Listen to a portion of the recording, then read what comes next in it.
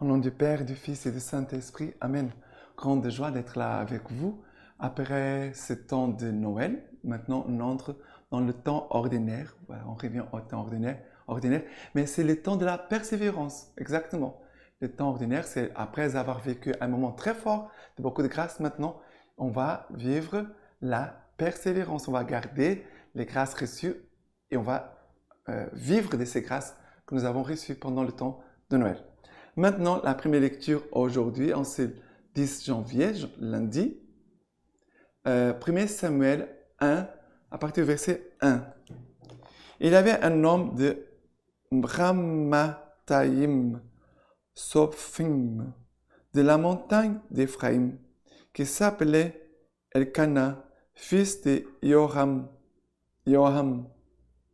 fils d'Eliou, fils de Tohu, fils de Souf, un Éphratéen.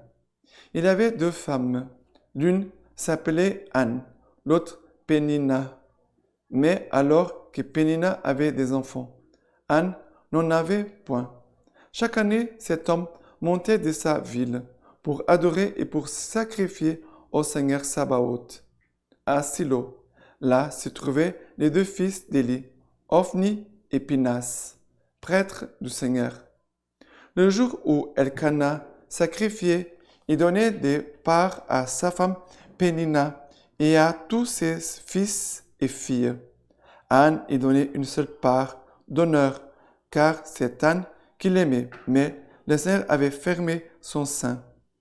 Sa rivale ne cessait de lui faire des affronts pour la mettre en colère, car le Seigneur avait fermé son sein. Ainsi faisait Elkana chaque année, chaque fois qu'il montait au temple du Seigneur. Ainsi Pénina l'irritait. Anne pleura et ne mangea pas. Alors son mari Elkana lui dit, « Anne, pourquoi pleures-tu et ne manges-tu pas? Pourquoi ton cœur est-il triste? Est-ce que je ne vaux pas pour toi mieux que 10 fils? Que 10 fils? » Ici, c'est une citation qui peut arriver encore dans nos jours. Ça veut dire quelqu'un qui n'a pas des enfants, qui vit une épreuve, qui vit une souffrance. Mais on doit faire un contexte. Ce passage est dans l'Ancien Testament, d'accord? L'Ancien Testament avant la naissance de Jésus-Christ. Et ça veut dire qu'à cette époque-là, le peuple avait des pratiques polygames. Et on voit ici Elkana qui avait deux femmes. Pour nous, aujourd'hui, ce n'est plus possible. Avoir deux femmes, ce n'est plus possible. Polygamisme, aujourd'hui, ce n'est plus acceptable pour notre foi catholique. Pour nous, catholiques, il n'y a pas de polygamie. C'est interdit. C'est important de laisser bien clair. Et aussi d'apprendre cela aux autres. Parce que parfois, on ne connaît pas bien les choses et on croit que tout est possible. Tout est permis. Non, non, non. Comme dit Saint Paul, tout nous est permis, mais toutes les choses ne nous conviennent pas. D'accord? Mais voilà, cette souffrance, cette femme qui souffre, non pas seulement de ne pas avoir d'enfants, mais aussi de voir que les autres se moquent d'elle parce qu'elle n'a pas d'enfants. Ça veut dire, sa souffrance, c'est encore pire parce qu'elle ne trouve pas de la compassion de la part des autres. Mais ici, Elkana va dire à Anne, je ne vaux pas pour toi mieux que 10 fils, que des fils. On pourrait même entendre Dieu nous dire, mais alors, quelle est ma place dans ta vie? Quelle est la valeur que j'ai dans ta vie? Parce qu'ici, c'est un homme qui parle à son épouse en disant, mais je suis un très bon mari pour toi. C'est cela qu'il est en train de dire. Je suis un très bon mari pour toi et je t'aime tendrement, je t'aime beaucoup.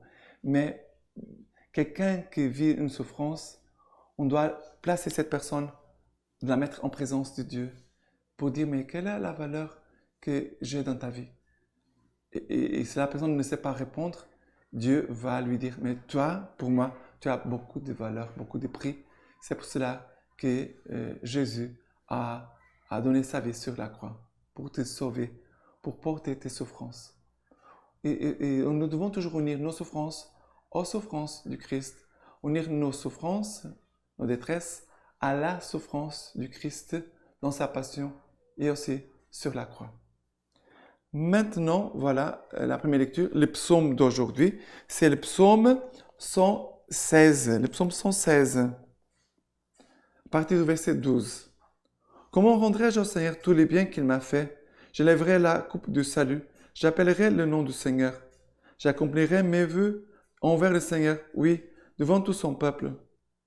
Je t'offrirai les sacrifices d'actions de grâce. J'appellerai le nom du Seigneur. J'accomplirai mes vœux envers le Seigneur, oui, devant tout son peuple, dans les parvis de la maison du Seigneur, au milieu de toi, Jérusalem. Alors, quelqu'un qui est dans une souffrance, on doit aider cette personne à faire mémoire. On va écrire les actions de grâce. Quelles sont les grâces que tu as reçues de la part du Seigneur? On va remercier le Seigneur pour tout ce que tu as déjà reçu. Voilà, quelqu'un qui est dans une souffrance, dans une épreuve, dans une détresse, même dans une dépression, il faut aider cette personne à écouter la voix de Dieu et aussi à se rappeler de tous les bienfaits que le Seigneur a accomplis dans sa vie. Voilà, j'accomplirai mes vœux devant le Seigneur, oui, devant tout son peuple. Je t'offrirai les sacrifices d'action de grâce, j'appellerai le nom du Seigneur. Voilà, l'action de grâce provoque quoi? Appeler le nom du Seigneur. Je vois toutes les merveilles, je vois la bonté, l'amour du Seigneur, son élection dans ma vie, alors mon cœur s'élève et j'appellerai le nom du Seigneur. Maintenant, l'évangile d'aujourd'hui, c'est Marc, chapitre 1er, à partir du verset 14. Après que Jean eut été livré, Jésus vint en Galilée, proclamant l'évangile de Dieu et disant: le temps est accompli, le royaume de Dieu est tout proche. Répentez-vous et croyez à l'évangile. Comme il passait sur le bord de la mer de Galilée, il vit Simon et André, les frères de Simon, qui jetaient l'épervier dans la mer, car c'étaient des pêcheurs. Et Jésus leur dit: venez à ma suite, et je vous ferai devenir pêcheurs d'hommes. Et aussitôt, laissant les filets, ils les suivirent. Et avançant un peu, il vit Jacques, fils de Zébédée, et Jean son frère, eux aussi dans leur barque, en train d'arranger les filets. Et aussitôt, il les appela, et laissant leur père Zébédée dans la barque avec ses employés, ils partirent à sa suite. Alors, c'est très beau de voir ses frères, et on voit ici Jean et Jacques, mais aussi Simon et André, des frères qui sont en train de travailler. Et Jésus les appelle pendant qu'ils travaillent. C'est très intéressant. Ils ne sont pas là en train de rien faire, ou alors de prier. Ils sont en train de travailler. Et pendant qu'ils travaillent, Jésus passe et les appelle. Venez à ma suite, et je vous ferai devenir pêcheurs d'hommes. Une phrase. Venez à ma suite, et je vous ferai devenir pêcheurs d'hommes. Mais Jésus dit, venez à ma suite. La vocation, elle vient par l'écoute. On écoute Dieu, on écoute sa voix, on écoute l'invitation de Jésus, venez à ma suite. Et on commence à suivre Jésus, et là, la vocation se clarifie, elle devient claire. Mais ici, ils vont tout quitter. Simon, André, Jacques et Jean vont tout quitter, leur barque, le métier, leur famille, vont tout quitter pour aller à la suite de Jésus-Christ. Qu'aujourd'hui aussi, cette parole puisse aussi interpeller beaucoup de jeunes, à tout quitter pour suivre Jésus et donner leur vie entièrement au service du Seigneur. Et ici, c'est Jésus qui appelle, mais aussi nous tous, nous sommes aussi appelés à aller chercher les jeunes et les dire, mais tu as déjà pensé à la vie consacrée, tu as déjà pensé à être prêtre, tu as déjà pensé à être moine, tu as déjà pensé à donner toute ta vie au service du Seigneur, à être missionnaire. On doit aussi, non pas seulement laisser ce travail pour Dieu, mais aussi nous aussi, on peut aussi aider Dieu en posant la question aux jeunes de nos jours. D'accord? Maintenant, la lecture de ce document, le don de la fidélité, la joie de la persévérance, parce qu'on voit Jean-Jacques, Simon et André commencent à suivre Jésus, mais ils doivent faire un chemin de fidélité. et aussi de persévérance. Le numéro 19. Expérience de solitude. Les difficultés liées aux relations interpersonnelles peuvent provoquer, surtout dans la vie consacrée, une expérience diffuse et douloureuse de solitude. Même les prêtres de 16 ans aussi peuvent faire cette expérience. Comme vécu personnel, même dans des contextes où ne manque pas l'attention et la participation des frères et des sœurs. La solitude de la personne consacrée peut exposer à des risques. Alors, si tu te sens dans la solitude, attention pour ne pas t'exposer à des risques.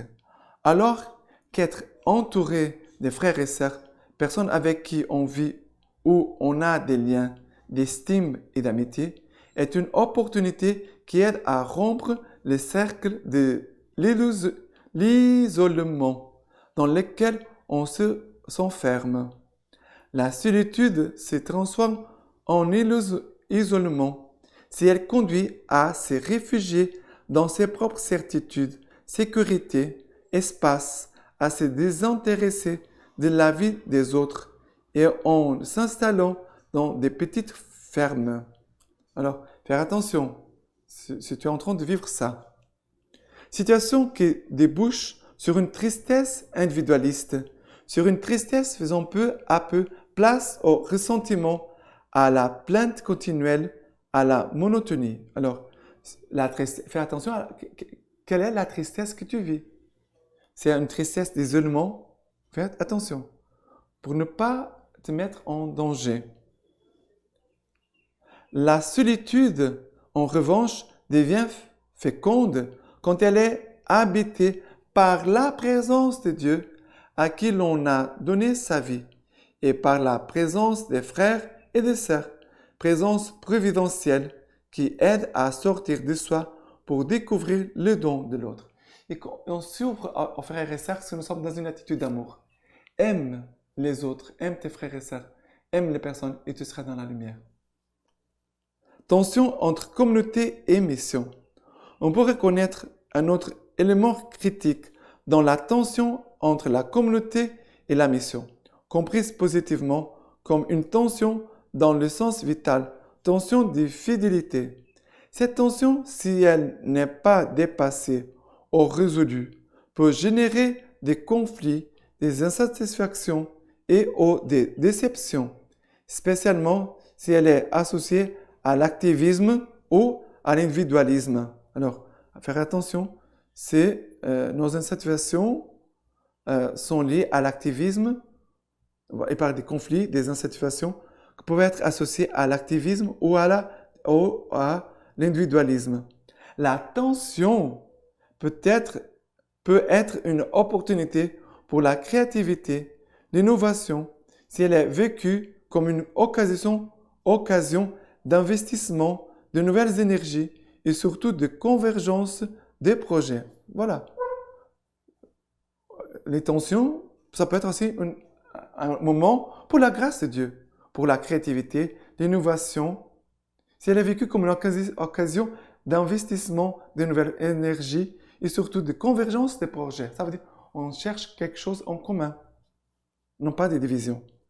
Une élaboration féconde des tensions conduit à un changement personnel et communautaire qui consiste en une conversion de notre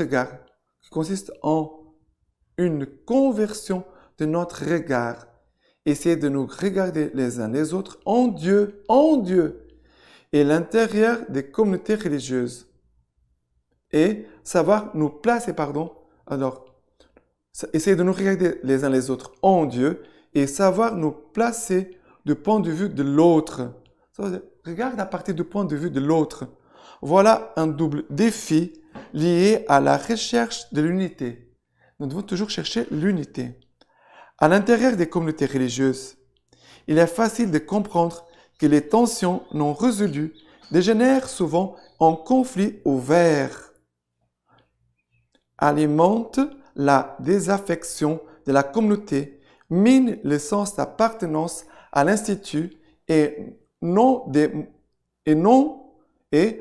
moindres, elles peuvent démotiver le choix de vie ou point où l'abandon de vie, au point où l'abandon de l'Institut soit considéré comme la seule issue. C'est triste. Quand la personne dit, non, l'unique solution que j'ai, c'est de sortir, de quitter la communauté. Non, jamais ça, jamais ça, jamais ça. Maintenant, la lecture patristique pour nous. Prière universelle. Toi qui as ouvert les yeux de notre cœur pour que nous puissions te connaître, toi l'unique très haut, dans les cieux très hauts, saint qui repose parmi les saints, toi qui sondes les abîmes et observes les actions des hommes, secours des hommes en péril et sauveur des désespérés, créateur et providence de tous les esprits. Nous t'en prions, Maître, sois notre secours et notre protection. Parmi nous, sauve les opprimés, prends pitié des petits, relève ceux qui sont tombés, montre-toi aux malheureux, guéris les malades, ramène les égarés de ton peuple, rassasie les affamés, libère nos prisonniers, redresse les faibles, rends courage aux timides. Que toutes les nations connaissent que tu es le seul Dieu, que Jésus-Christ est ton enfant, que nous sommes ton peuple et les brebis de ton pâturage. Voilà. Et maintenant, je vous laisse la bénédiction par les mains toutes pures de la Vierge Marie. Dieu Tout-Puissant vous bénisse et vous garde, le Père, le Fils et le Saint-Esprit. Amen.